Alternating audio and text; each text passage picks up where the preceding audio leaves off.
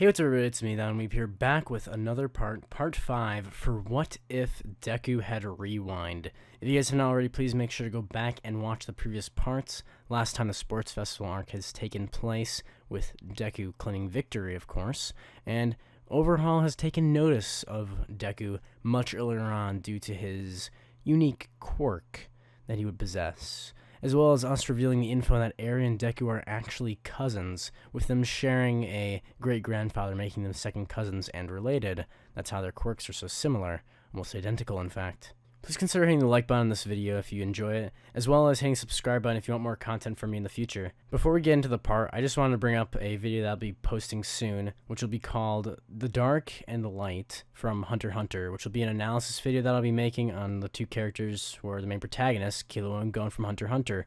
I'll be putting some editing into this video that I haven't tried before, so if you guys are interested in seeing a different type of video from me, make sure to be looking out for that. That should be coming out hopefully this week sometime soon. But let's just get into hear what you guys came for with What If Deku Had Rewind right after the intro.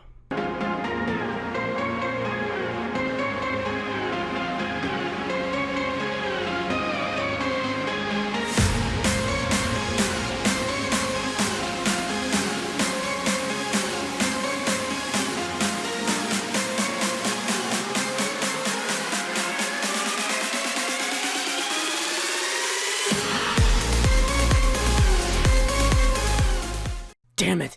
One more time!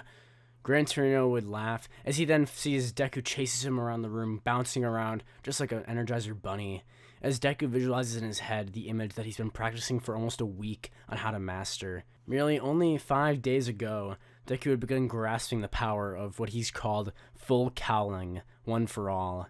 And it's been much tougher than he actually would have realized, with him having to charge one for all throughout his entire body and not just using his quirk like he'd been using before. It's much more difficult than he would have imagined. We see as he accesses one for all that his horn on his head grows larger as it darkens in color to a darker shade of green, similar to his hair color. We see Deku powering up his entire body as he tells Gran Torino he's going to catch him, with him jumping as Gran Torino barely dives out of the way, telling Deku he's come far over the past week, saying that they'll be going on their first training mission out in the city, Hosu City to be precise. Deku would sit up and ask, "Are you sure? Are we really going to Hosu?" He'd think, as Deku would then remember that that's where Iida was going. If Iida's in Hosu City, then maybe I'll be able to see how he's doing. With Deku recalling near the end of the last sports festival. With Deku as he says goodbye to Iida at the train station, Iida would have a dark tone in his eyes, as we see a shade in them that Deku hadn't ever seen before. "Hey, Iida, are you okay?" Iida would reply as he then would tell Deku that he's perfectly fine, with Deku not believing a word of it. But Deku was a bad friend. He didn't confront Iida about it sooner, and this will be something that Deku would regret later on. Now, on that day, we see Deku and now Gran Torino on the train as they're boarding and heading over towards Hosu City to go and do some hero patrols, which would be Deku's first that he's ever done. Deku would practically be jumping up and down of how ecstatic he was about going on this hero patrol, this being his first ever real job as a hero. He would have now gotten the handle on One For All full cowling with Rewind a little bit more, and could now access around 5% of One For All's power if he uses his entire body with his quirk. Now, some of you might be wondering, Weeb, why is it more difficult for him to use One For All and his quirk? Shouldn't it be easier because, with him having a handle on a quirk and everything, he should be able to understand how quirks work and know that it's part of his body so he could be able to access more percentage of One For All? And to that I would say, yes, it should work like that. But Rewind is such a complex quirk, especially with One For All adding his new boosted power where he can control not living objects. As we all saw in Season 4 of My Hero Academia, Eri at her age could barely at all not even control her quirk at the least. And Deku's been training most of his life to master his quirk, and Rewind is incredibly powerful, so it took him most of his life to use Rewind to the degree that he can. So adding One For All, which boosts the power, basically throws off his control. So that's why I'm saying it's much more difficult for him to control One For All as well as Rewind. So, back to the video, however. As the train's going along, we suddenly hear a crash, as almost like a whisper, the lights all shut off in the train compartments. We see a crash as metal creaks, and suddenly the train would be ripped off as some of the tracks are pushed off. Deku would ask Gran Torino what's going on, when Gran Torino would say, get out of the way.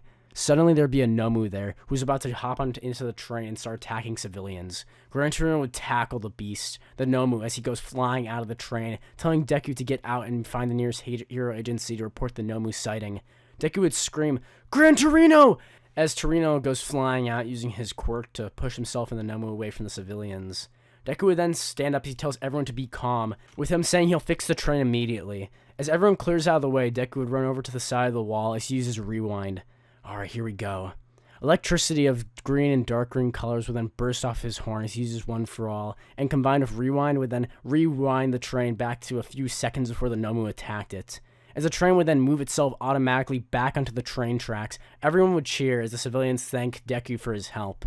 Deku would blush as he's kind of shy with everyone cheering him on, as he would then say it's not a big deal and that he's just a hero in training, with everyone saying he's going to go far. After Deku would get out of the thankful crowd, he would then tell everyone to stay safe as he would then run off into Hosu City, with him chasing after where he saw Gran Torino going. This would be when a great fire would begin to ensue in the city, as the other Nomus have now arrived, with Stain, the killer Stain, only a few hours before having been approached by the League of Villains, Shigaraki and Kurogiri. Back to that conversation, we see Stain standing there in the shadows, as we now see Kurogiri having finally found him, as he had brought him to the League of Villains hideout, where Shigaraki would talk with him. This? So you're supposed to be the famous killer Stain, the hero killer, huh? You don't look so intimidating to me, Shigaraki would say, as he then walked closer, his hand out, as he feels himself wanting to get over this conversation quickly and be done with it. As he's about to take his hand and touch Stain, Stain would quickly pull a knife out as he slashes, barely cutting one of Shigaraki's fingers. This would cause Shigaraki to lash out as he begins to attack Stain. Stain, who would be on his toes, however, would pull another knife out as the two were about to fight. Kurogiri would stop this fight as he then tells Stain that he's going to put him back in Hosu City and take him back to where he was when he found him. Stain would now successfully calm down, with Kurogiri holding Shigaraki back. Stain would head back to Hosu, where he would then plan his next attack to continue his journey on killing all untrue heroes, as he would call it. Deku, on the other hand, would be now running through the city, as he's looking for more people he can save from the Nomu's attack, with Shigaraki a few hours later deciding that he didn't want Stain on his team. He was too sporadic. He wasn't a true villain. At least that's what he would say, as he would release the Nomus to create a wreckage of the city, merely to prove to himself that he has the power far greater than Stain over the world. But unlike Shigaraki, Stain would be on the move. The hunt. As Stain's now be using the chaos to his advantage, as he's trying to hunt down a hero that he can treat as his prey. This is when he would find Native, of course, with us then seeing Iida scanning around the alleyways, looking as he had looked and researched into Stain's past killings, as he's now finding where Stain's next strike will be. Deku would be watching as he looks down at his phone, hoping to find a signal from anyone as he's running towards the flames.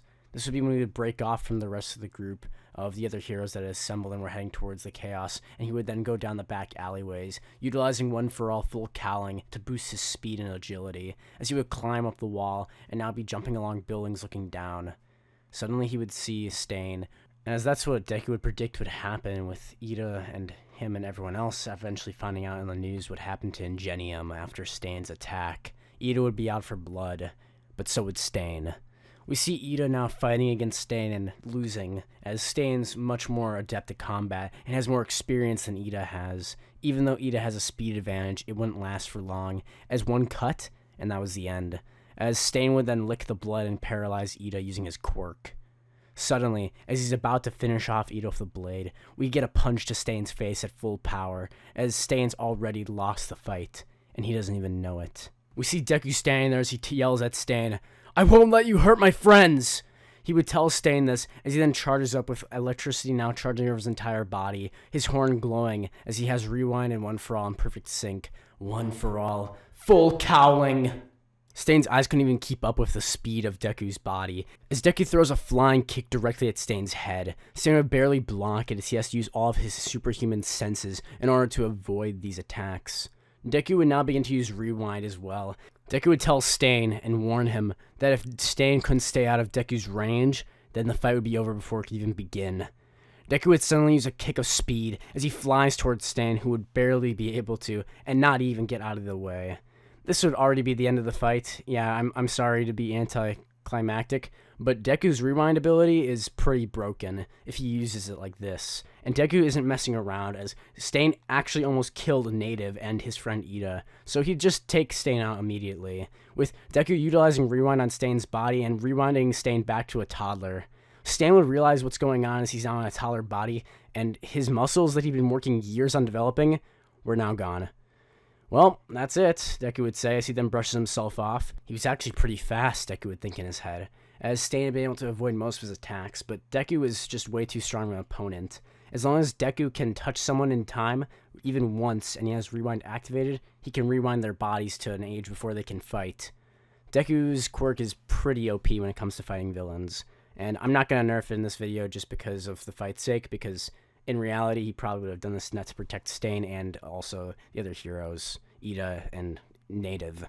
Deku would then go heal Iida and Native by using rewind on their bodies to the point before Stain attacked them, with them instantly being healed as the two would thank Deku, with Iida now in tears, telling him that he didn't want Midoriya to come save him. Deku would say there's nothing wrong in helping his friends, but Iida would be pretty pissed off at this point since he didn't even get that final kick, and he's not about to curb stomp a toddler, so, you know, that's not happening. Stain's literally just wrapped up in his scarf like a prison, and he can't escape, so he's just crying now because he's like 4 or 5 at this point, with Deku having basically dispatched him.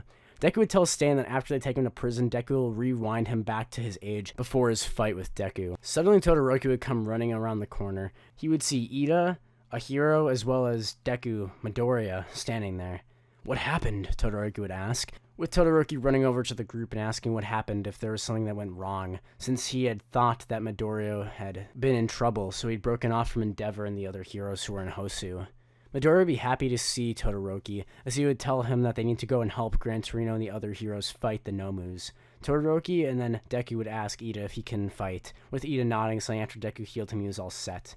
They would take Stain and wrap him up somewhere so that way he wouldn't be in harm's way, with Stain now in tears. This would actually have a big impact on the world of My Hero Academia, in the fact that because Stain didn't have his effect with him dying and actually intimidating the heroes, he wouldn't have inspired a new generation of villains like he did originally.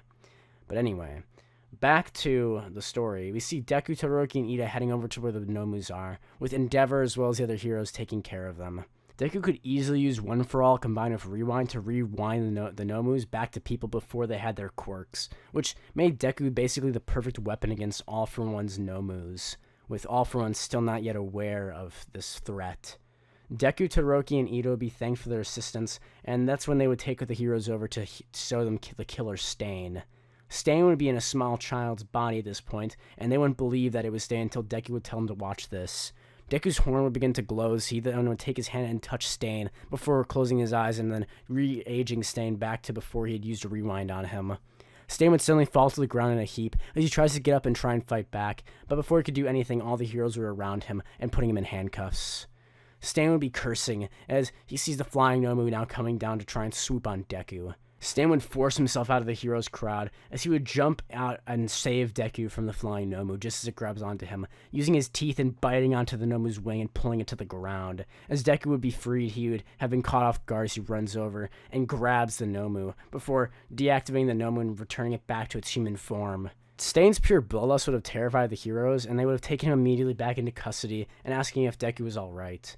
Midoriya would nod, as Gran Torino would be thankful that his now apprentice had actually succeeded in helping the city. Endeavor would be credited for taking Stain down, just like he would have in the original, and the 3 of them would have been chewed out, but this time no one would have gotten hurt, since Deku's Rewind quirk is versatile enough to be used as a healing quirk, as well as an offensive quirk, with Deku most likely going to be one of the hero's greatest weapons against the villains in the near future.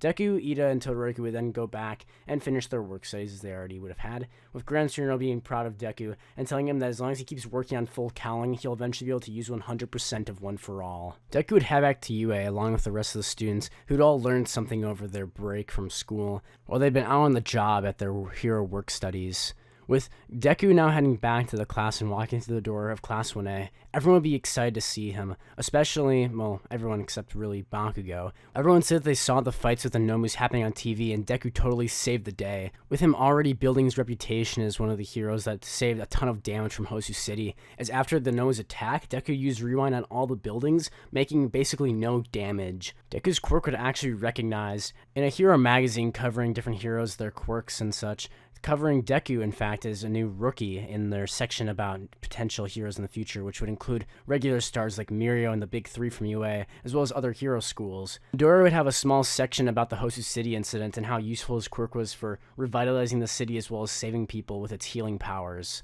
Everyone would be rather impressed, but this actual news that Deku would be getting would be a turn for the worse, as we now see Kai and Shisekai watching the tapes of Deku saving the Nomus and rewinding the city. That's definitely it, he would say. As we see a door open, we see Overhaul walk into the metal room, with Eri now chained up against the wall with injuries everywhere. Overhaul would use his quirk Overhaul on her legs, which had been previously cut off so she couldn't try and run away, with the bleeding having been stopped. Eri would be in immense pain as she feels tears coming down her face, with her having already lost the ability to smile and having gone through an immeasurable amounts of torture from the Yakuza, who had already begun using her body in experiments to create rewinding bullets to erase quirks. He would grab Eri by the hair and pull her out into the main room, with her screaming and crying, him telling her to shut up. As he pulls and throws Eri onto the couch, he would then play the tape and ask, "Do you recognize this boy?" Eri would have seen Deku now for the first time since she was very, very young, and she would only have a faint memory of her playing with her cousin at her aunt's house before their grandpa had disappeared, and Izuku had disappeared as well. Eri would be trying to keep quiet. He says, "No, I don't know who that guy is." Eri would be mumbling. As Overhaul would look into her eyes, he would then narrow them as he then says that she's lying to him. Eri would be dragged back into that room as we hear screams coming from the other side of that door. Back to the present, we see Izuku Midoriya now settling back comfortably into the life at UA. Today would be the day at school when they would announce that the heroes at the school, the teachers, would be having an exam for the students, and the teams would be decided. Each of you will be assigned a hero, and you have to escape through the gate, both of you together, or fight and defeat the hero that you'll be fighting. Aizawa would tell the students when they'd be notified about when their battle would take place, as well as the test and who they'd be facing. Finally, the day would come. Deku would walk into class as everyone's crowded around the board, with everyone looking back in shock at him, with Bakugo sitting in his chair, his hair covering his eyes. As Deku would look on the board and see that he and Bakugo, Kachan, would be fighting All Might. Deku would look over at Bakugo as Bakugo would look at him dead in the eyes.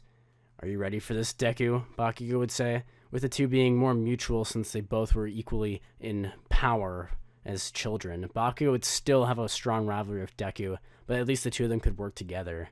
In fact, this time, instead of the reason of them being paired together because they had no teamwork, it was because the teamwork of them two combined might be enough to help fight against All Might. Deku would nod, with Bakugo telling him that they're going to fight All Might and beat him. The two of them aren't chickening out of this fight, right? Bakugo would look as Deku would nod, the two of them giving each other a fist bump, with Deku saying he'll try his best. Bakugo would then sigh as he then tells Deku that your best isn't even going to be good enough compared to mine, as he would smile telling him he's going to destroy All Might, with Bakugo shaking a little. Deku would pat Bakugo on the back as he sits down at his desk, telling him that he's nervous too, as the day would shortly arrive, with the week between the exams slowly passing for them. Bakugo and Deku would be one of the last people to participate, with the other students doing theirs and basically having the same results they would have had in the original. Deku and Bakugo would enter, as All Might would have heavy weights on him, with Bakugo and Deku getting ready to begin. As the alarm would set, the two would run off into the city to try and find All Might. If you guys want to see the next part for What If Deku Had Rewind, make sure to slap that like button, comment below what you thought of the video, and subscribe to the channel for more videos from me. We are almost at 10,000 subscribers. Thank you very much, and it's free, so why not? Anyway, I will see all of you guys in the next video. Goodbye.